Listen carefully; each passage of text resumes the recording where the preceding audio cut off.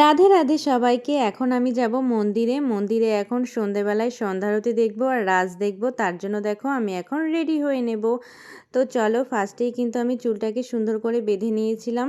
আর তারপরে মন্দিরে যেহেতু যাব তার জন্য কিন্তু তিলক পরা মাস্ট। তিলকটা কিন্তু সুন্দর করে পরে নিলাম। আর বাইরে যেহেতু খুব ঠান্ডা পড়েছে তার জন্য কিন্তু স্কার্ফটা আমি নিয়ে নিলাম। আর সন্ধ্যা যেহেতু হয়ে গেছে বাড়িতেও একটু প্রদীপ আমি দেখিয়ে নিলাম। আর তারপরে দেখো মার আমি এখন চলে এসেছি। আর এখানে দেখো এখন হচ্ছে রাসলীলা। তো আমরা এসে কিন্তু দেখি অনেকটাই হয়ে গেছে।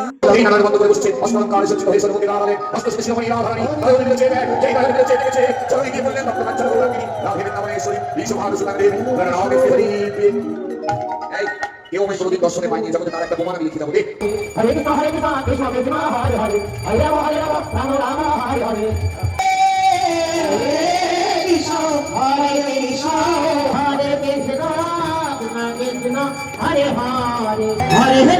हरे राम राम राम हरे हरे, हरे कृष्ण कृष्ण कृष्ण कृष्ण हरे हरे।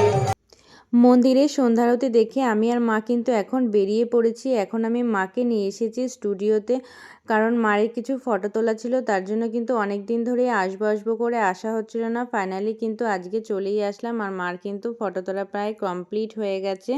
আর তারপরে দেখো আমরা এখন বাড়ি ফিরে যাব। তো আজকের ভিডিওটা তোমাদের কেমন লাগলো অবশ্যই কিন্তু কমেন্ট করে জানাতে ভুলো না। রাধে রাধে সবাইকে, ভালো থেকো তোমরা সবাই।